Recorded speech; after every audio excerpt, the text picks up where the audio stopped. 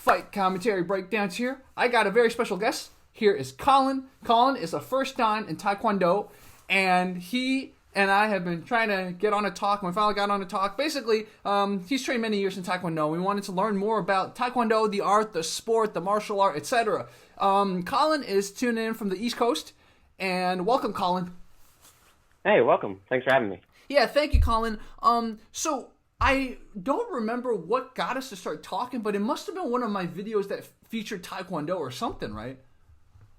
Yeah, it was just Taekwondo. It was Taekwondo versus Muay Thai. Oh, that one, the ITF Taekwondo guy versus the Muay Thai dude. Mm-hmm. Yeah, that looked like a very bad ITF Taekwondo guy because ITF is really specific on using your hands. Unlike WTF, it's run by a completely separate organization, and that has way more hand combat rules. They don't wear hogus. They wear hand pads. Strikes to the faces are allowed. It's very different from WTF. I see. So, tell me about your history of martial arts and your Taekwondo training. Okay, so as a kid, I used to get bullied, got the crap out of me in Michigan, where I used to live. I started training at a Bullshido dojo there, or dojo, and that didn't really work out for me. And so when we moved down here, we were like, let's find some martial arts. Let me back up. Tell me about that Bullshido martial art place. That's why I laughed. I was like, okay, I bet you got at least one funny story about that. Okay, so yeah. It was funny because the instructor was South Korean. His name was Kwon. So his name was literally Foot, I believe. And so you had to be completely quiet no matter what. If you even spoke a pip, you would go into push-ups. That's not the Bullshido part of it. The Bullshido part of it is the fact that we were trained to do sort of this double front kick where you would hit with the ball of the foot both times. But that was complete nonsense because you never got any power. And he was teaching this to kids that were 8 years old. And the testing was basically just to grab money. There was no point in it. You went to the testing, you said what you thought Taekwondo was, you paid money, you got your belt, you walked out. And it was irritating. Wow, I see. So okay, now you moved, and then you found a better Taekwondo place. Yes, we found this place called the Moras College of Taekwondo, and fantastic instructors. It's a master and his wife. They're both very kind. The master is military. He's big in the Taekwondo competitive scene. The competitors get gold medals at nationals like clockwork. Their kicks hurt. But yeah, and I trained there for 7 years, starting from white all the way to where I am now. And it was really surreal because at the time, I think I started watching you a year and a half ago. I was watching all your stuff on Bullshido and why certain things don't work in MMA, and I thought, there's some things like that in Taekwondo. But at the same time, there's also things that people get mistaken about it. And that's just kind of where my mind was. And as I move forward, I'm like, okay, I need to kind of break away from the traditional WTF competition training, even though conditioning-wise, I know a lot of people say, like, Taekwondo people can't take hits. Whoever said that was lying. Because we have bigger gentlemen in our class. They weigh 200, 250, 280. Taking kicks from them hurts. And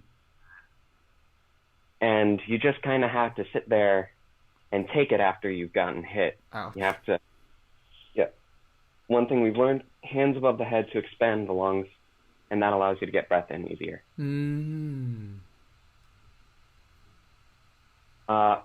Also, real quick before I move on to training stuff, there was one video where you were questioning why a guy was lifting up his opponents who he just knocked out. He was lifting up his legs. Oh, yeah. So the reason they did that was to encourage blood flow down to the brain. Oh. So when your legs are down like this, gravity is pushing the blood back towards your brain. Mm-hmm. And that's essentially why they do that, so that you can get the person up and talking faster. I see. Okay. Cool. So how long did it take you to get your black belt? 7 years. Wow. And the reason I wanted to ask that and emphasize that is I think that's usually a sign that it's a pretty legitimate school. You know, you think about like those McDojos, right? Somebody can get a black belt in a year or something like that, but it took you 7 years, man. That's usually a sign, especially it sounds like the training was legit, that they really made sure you were ready, made sure that whatever was in the curriculum you mastered before you got your black belt. So that's all. Actually, you know, this is probably the first time I've ever heard of someone who did Taekwondo for 7 years before they got a black belt. So that's pretty cool. Oh, yeah, no. 7 years, because it was either 1 or 2 testings a year, and that varied depending, you know, weather, natural disasters, things of that nature. Sometimes we had 1, oftentimes we had 2. Mm-hmm. It also depended on whether or not he thought you were ready. Mm-hmm. So if you were not ready, you didn't get a slip to participate. Mm-hmm. Which is essentially, if you're not ready, you don't get the form. And because they have to order stuff, it does cost money, but it's the least amount of money possible. Mm-hmm. Mm-hmm.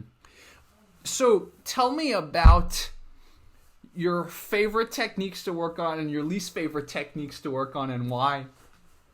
Oh, my God. Least favorite. Ooh, I got PTSD from that. There are wall exercises that we had to do occasionally.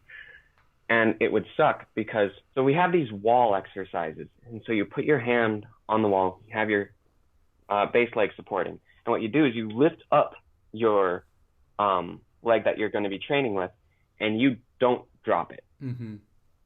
You just keep it there. If you're doing a side kick, you kick it out straight, hold it, and then bring it back. Kick it out straight, hold it, bring it back. And we would do this for so long. Mm-hmm. There are also these ones where you're training for axe kicks because you have to get above a certain height to be able to hit the clavicle, which is what it's meant for. It's not meant to go here. It's meant to go here. Makes sense. And so what you would do is you would have a partner, you would lift up your leg, and then your partner would push it back until it was uncomfortable or unreasonably uncomfortable. Mm-hmm. And so that would stretch your groin to be able to better accommodate the kick. Mm-hmm. Aside from sparring, we do have these exercises where we set up bags either in different positions or all in a line. Mm-hmm. And what we do is we move sideways and we kick each one going down the line. Oh, I see. And that's to basically work on agility. We have these exercises who'll put tape down. We have to go side to side to side between the tape to move on our agility, because that's what the side-on stance that Taekwondo uses really excels at. Mm-hmm. Boxers are here and it's good for defense. A sideways stance is more for getting in and out fast. So tell me about your first competition, if you remember, your first competition after you joined this gym. Lots of medical stuff with me happened, and so I was actually never able to do competitions, at least not without my mom's consent, because I have a lot of medical issues. And so I have fought the competitors, though, so I can tell you about what fighting them was like. Yeah, please. It depends on the person. Mm-hmm. Most of them I was able to match or get better than, to some degree. And then there's some that I just couldn't really compare to. Mm-hmm. One black belt, won tons of competitions. His name's Elijah. He's a little bit taller than me. He's almost 200 pounds. He is fast, like really fast. And when you're doing these competitions, oftentimes you'll get feinted and then a kick will come out of nowhere and hit you in the jaw. Oof. Because the feint comes so fast, you think it's going to be a direct hit. Yeah. The thing is with Taekwondo is we train to stop our kicks, even if it's an inch away from a bag. Mm. And so they have a lot of control over their kicks. So they can stop it and then jump and use their momentum to hit you in the jaw. Mm. And that's not fun. You also have, the purpose for the sideways stance is to get a smaller body target, Mm-hmm. so to say. And this smaller body target is supposed to keep you from getting hit in the body, because here the body is a square. You can tons of area to hit. If you're sideways, there's not as much area to hit, and you can cover it pretty easily. That's why this stance was made, because your arm is covering that weak area. Mm-hmm. Mm-hmm. So Although, did your gym cross train or ever kind of like bring in people from other disciplines just to check out and compare and contrast? no, that wasn't really a thing, which I thought should have been done at some point. Mm-hmm. But there was like basic grappling taught.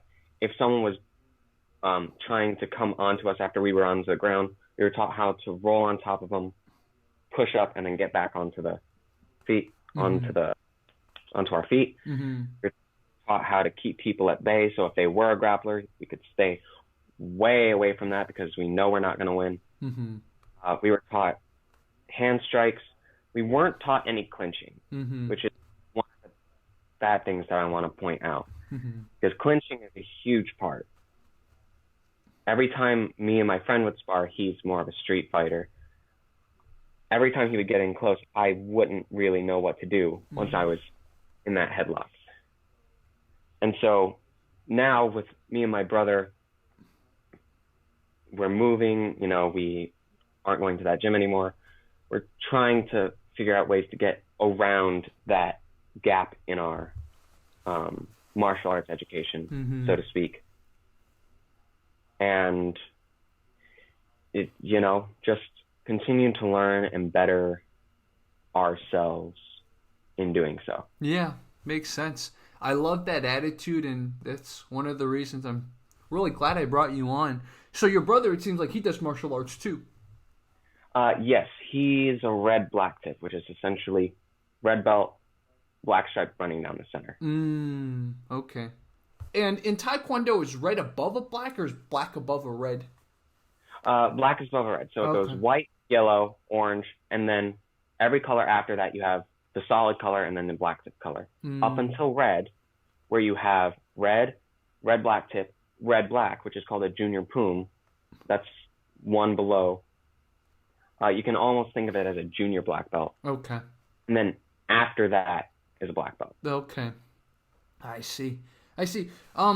Since we have you, I wanted to ask you about, I think a lot of people on our channel know about, like, let's say WTF versus ITF, right? WTF's the Olympic version. ITF maybe is slightly more hardcore. Although I had one WTF guy say, if you keep saying that, Jerry, I'm going to come challenge you. So some WTF people might disagree with what I say there, but I think that's the general consensus. Again, I'm just the messenger, people. Stop trying to be like, you're disrespecting me. Don't take everything I say personally. But, for example, there's also like ATA. There's other like Taekwondo organizations. Do you have any information on all that? Because I know there's like so many Taekwondo organizations. What's the difference between the other ones? Okay, so ATF, I believe, is what you're thinking of. And essentially, different rules, different belt systems,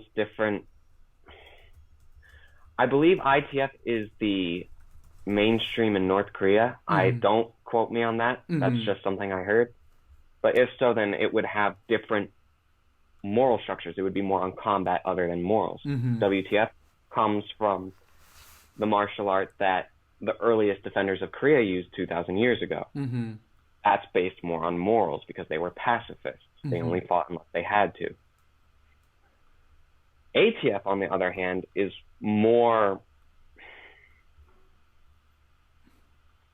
like ITF in the way of competition, and more like Bullshido in the fact that it adds tons of pointless belts. Oh. Like camouflage belts.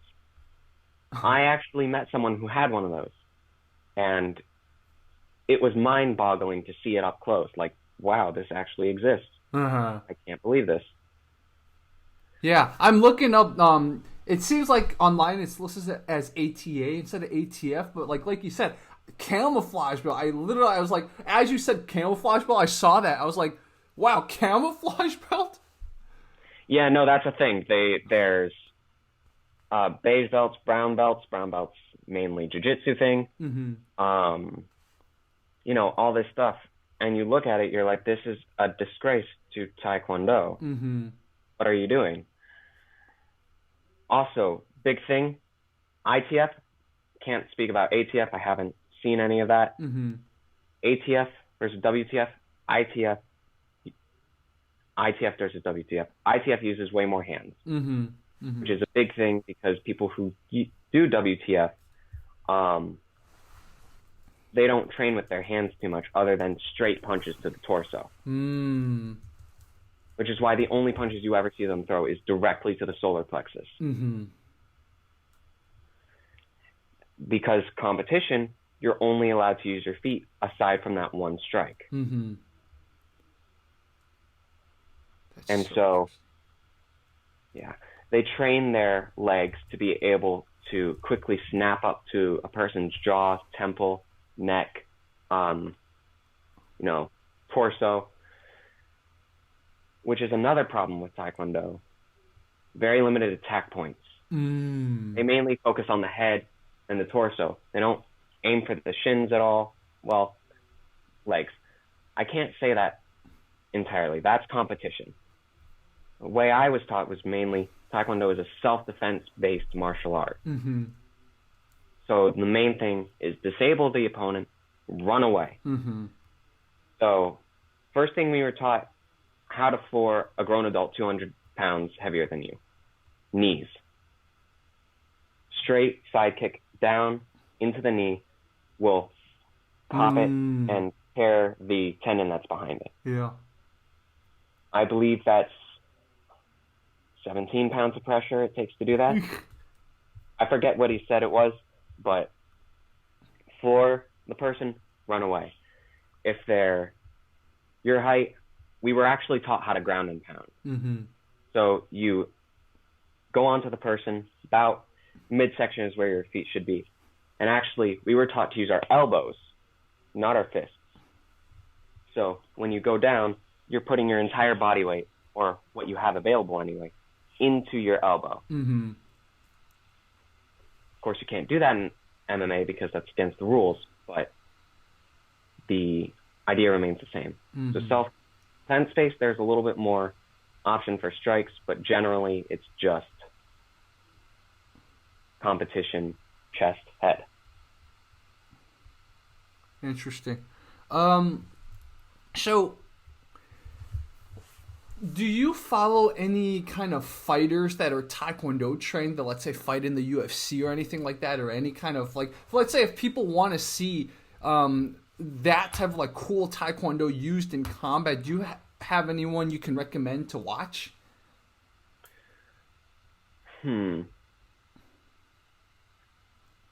Israel Adesanya seems to have a lot of kick Taekwondo-based moves. Like, you'll see him, he'll throw a lot of head brown kicks that look straight Taekwondo to my eye. Other than that, Joe Rogan used to be competitive Taekwondo champion. And he spoke a little bit on, you know, you train these kicks in a vacuum to be able to use them in MMA. And there are a bunch of highlights. I'm not sure of any fighters specifically, at the moment.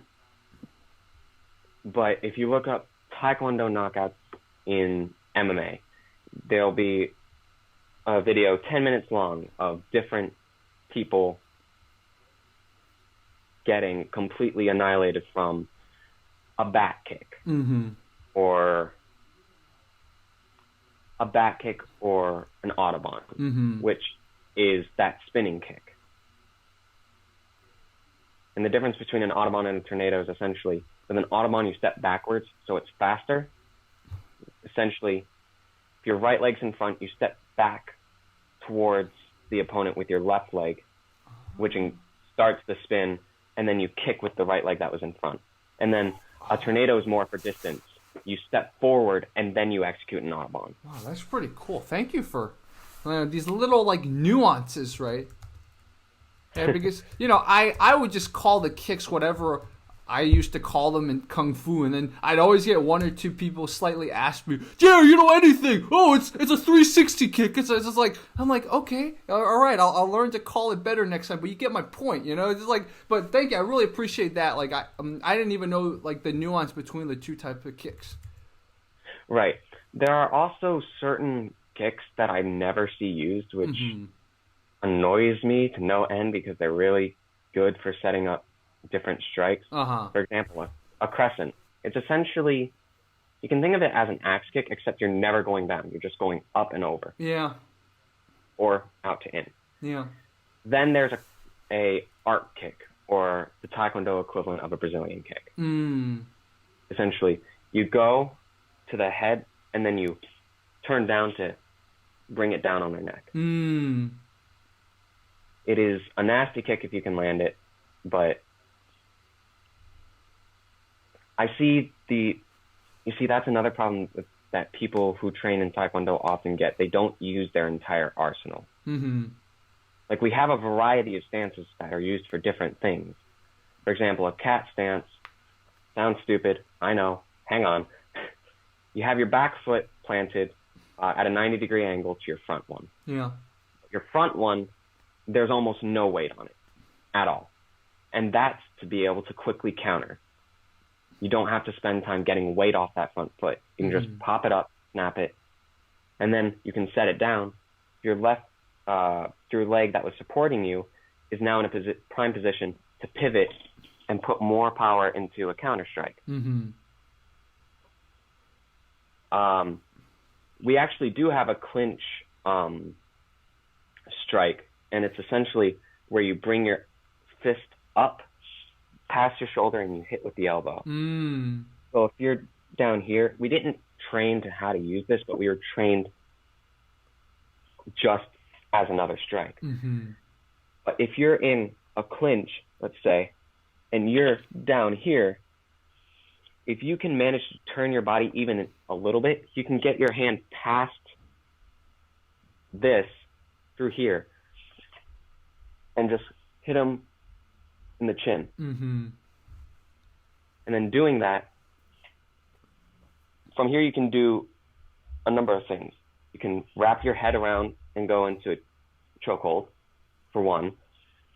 You can bring your fist back and do sort of a back fist, hammer fist sort of strike to their jaw. Or you can grab their head and do a knee smash, which is a favorite in self-defense class.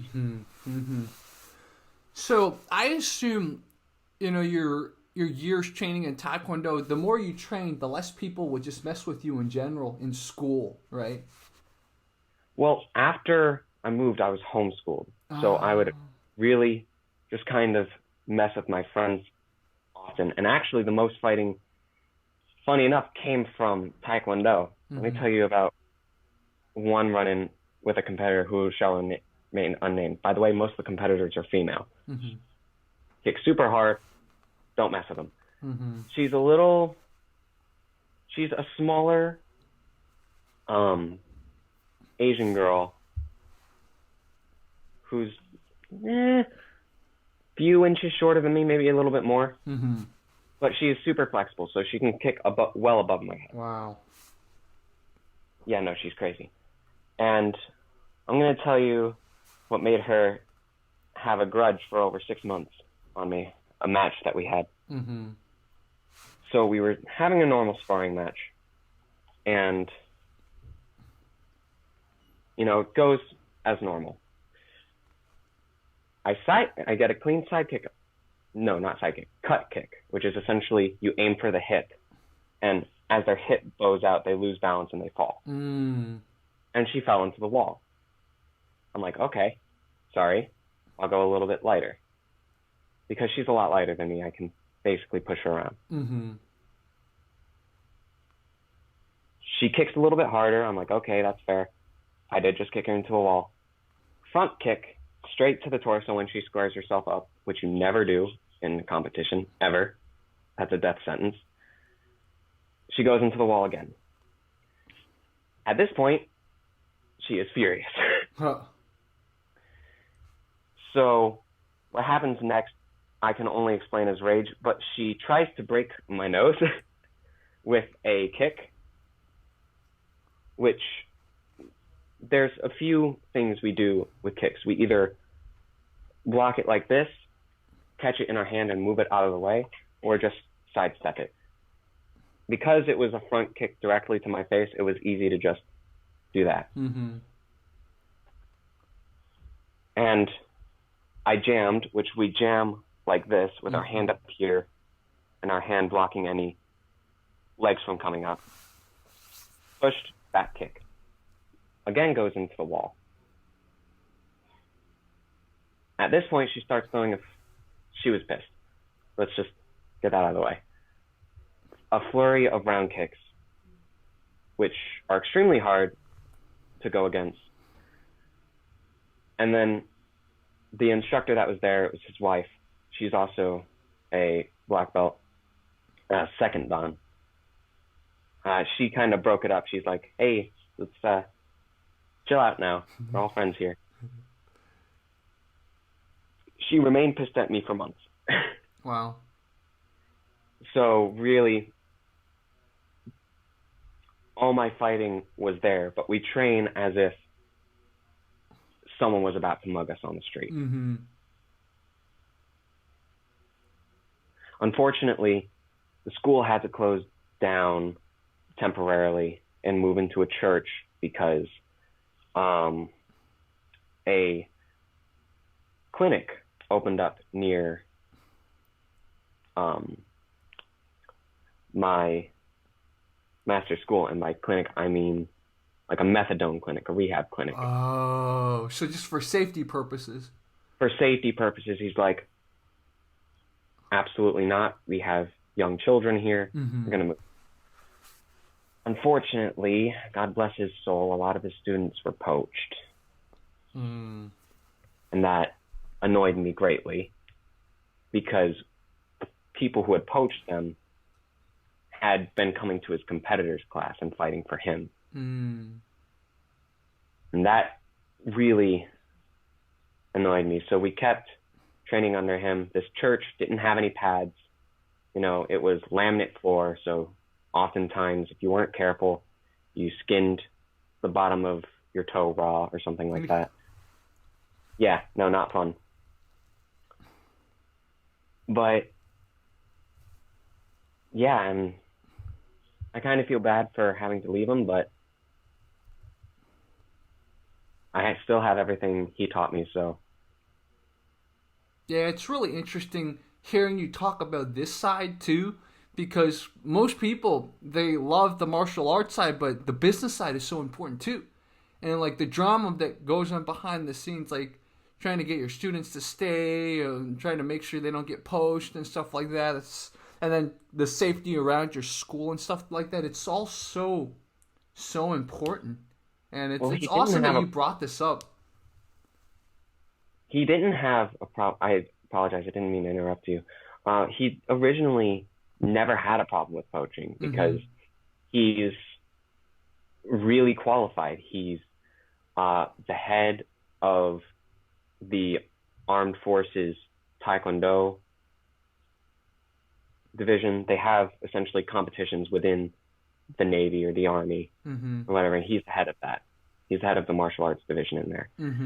He's very respected and terms of the Taekwondo world.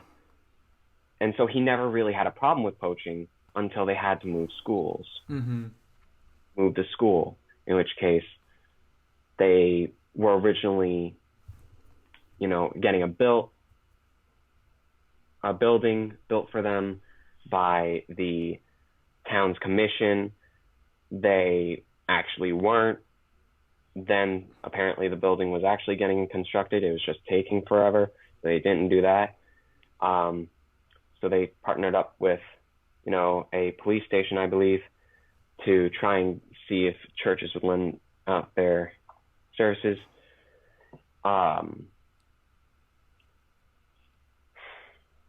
Sorry, this irritates me. The station or whatever said that they had contacted every church within the vicinity. Nothing happened. The church, decently across the street from us, had never been contacted by the department, which was less than a mile away. And were more than willing to have us in there. And it's kind of rough knowing that someone who was so passionate about teaching this art to other people would have so many people turn their backs on him. Yeah. Luckily, there were enough to keep the business afloat. It was just rough. Yeah, I feel you. I knew this. It was a Kempo gym, American Kempo gym, and they had to move pretty far. In fact, let me look at how much they moved. But I believe they moved at least 15 miles, and so it's like how could they get all their students to come? But I guess he was just such a nice guy that basically all his students stayed with him. It was just awesome. This is crazy. It's pretty rare. Let's see, directions. Let me look at them. I'm gonna just search this up right now. So yeah, so he moved 6 miles, man. That's quite a lot. And LA, 6 miles. Literally, people don't ever travel 4 miles even if they don't have to, because LA's so spread out and jammed. And that 6 mile move basically had no good public transit either. LA has really bad public transit, but that was a really crazy 6 miles that you had maybe one bus route. That's all. But I remember I visited his school, and his school in the new location, first of all, it was bigger, but second of all, I think it even had more students. So, some people just know their branding. Some people just know their business. Some people just get lucky sometimes. It's like a mixture of all three. Yeah. Yeah, no, it was really disappointing because it was maybe a football field away, if that. Wow. So it was far enough to keep them out of danger, because there was already crackheads on the other side of the plaza, but they were far enough away that, nobody could really get hurt without anybody seeing. Yeah. So, plus, one of the teachers was always there, and he can kick a field goal with us. That's not a lie. Yeah. And I plan to go to an MMA gym to kind of widen the diversity, or train my Taekwondo better, so that the only thing I have to learn that isn't Taekwondo is grappling. Because Taekwondo is supposed to be, for all intents and purposes, all-in-one martial art. Because it originated from a martial art called Subak, which is used by the Hwarang of South Korea. Spelled Subak. And that was developed 2,000 years ago. It used weapons. It was horseback. It was meant for war. And it evolved later into Taekwondo. But over time, because of the competition aspect, people don't know how to use their hands properly. They don't know how to block properly against, say, a hook or anything like that, even though we know how to deliver those punches ourselves. And so that's what I plan to go to the MMA gym for, is to bring that back out of my training. And then hopefully I can get to a spot, because you have to be a fifth dan in order to be a fourth or a fifth dan in order to be legalized to teach. You get this thing called a cookie wand, and it essentially tells you your black belt status and what level black belt you are. So first, second, third, fourth, fifth, sixth, seventh. Either your eighth or your ninth is awarded at your funeral. Interesting. So if you hear about... you actually, I'll tell you, you read my mind, because I was going to ask you about when someone can teach, and you just answered it. So that was great. Yeah, so if you hear anything about like these 10th and 12th dans, no. Just no. Because either your eighth or your ninth, I forget which one it was specifically, is awarded only at your funeral. And you have to have the rank before it to be able to get it awarded. And you have to be official with a cookie wand in South Korea, which is the headquarters for Taekwondo. I see. Where the national demo team comes from. It's a college, essentially. It's very... You have to be official.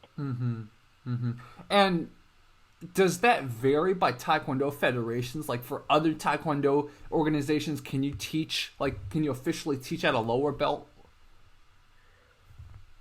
I don't know that specifically, but I think so. Technically, as long as you have someone who is legalized to own a dojang, which is fourth or fifth dan, you can teach at a second dan. And that's called... So Jokenem is like first, second dan, you're helping the master. Sabanem, master. Koibenem, I believe, is grandmaster.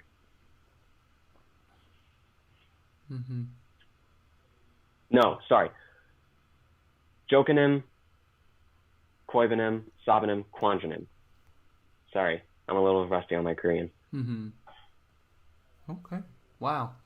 Okay, so when, let's say, after you finish making your move, and let's say you train some grappling and stuff, do you want to start doing competitions, or do you want to eventually start teaching? What is your plan now in your martial arts journey? Well, I'm going to school for music production and technology, because that's my first sort of goal. You don't see it, but I have 7 other guitars over there. Oh, I see. But in addition to that, music and martial arts share a lot of similarities. For example, rhythm. You set your opponent to a rhythm, and that rhythm typically doesn't change during the entire fight, unless you know how to change it yourself, which music can help with that, because we have these things in music called counterpoint, which is essentially rhythms that aren't perfectly on beat. And if you can train yourself to be able to move along to those, you don't have to follow the rhythm that the fight's taking. You can go whatever way you want. You're not hard set into that rhythm. So when they're, let's say, in a sort of rhythm that you've lured them into, you can go out of that rhythm and they wouldn't have an idea how to respond to that, because subconsciously they're following that dance of that.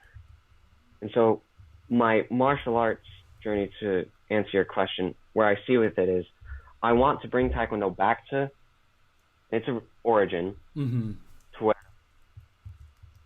basic grappling is taught, full contact sparring,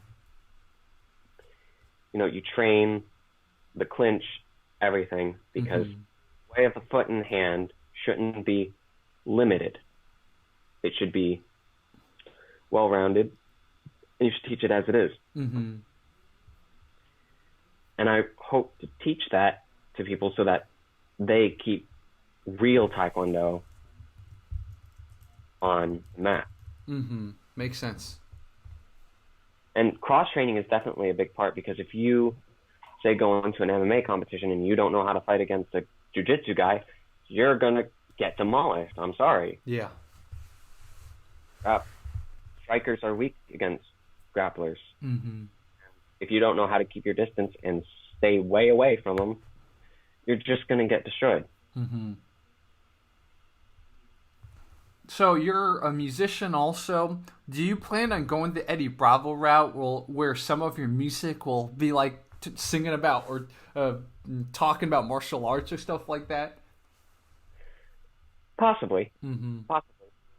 Music for me is almost a form of therapy and just opening up. So quite possibly. Mm-hmm. I can see that happening. That's great.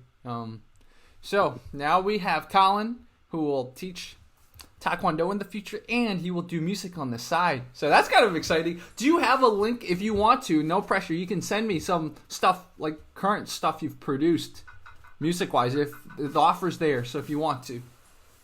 All right. Will do. I'll send you the only single I've released thus far. Mm-hmm. It was a rush job. I mixed it in like 8 hours. Very rushed. But currently I'm working on a album. Hopefully that'll be produced by the end of next month. Mm-hmm. Hopefully. Other than that, yeah. Thank you for having me on. I really appreciate it. Absolutely. So, for audience members, this is Colin, first Dan right now, so Black Belt first Dan. If you have any questions about Taekwondo, perfect place to ask in the comments, and we'll bring them back to talk more, especially when Colin finishes his move. I'm sure we can catch up with him, talk more with him. Oh, yeah, definitely. I'm always here for you, man. Definitely. Okay, guys, I'll keep talking with you, Colin, but I'm going to stop recording now. Fight Commentary Breakdowns out. Share this with people. Talk to you guys soon.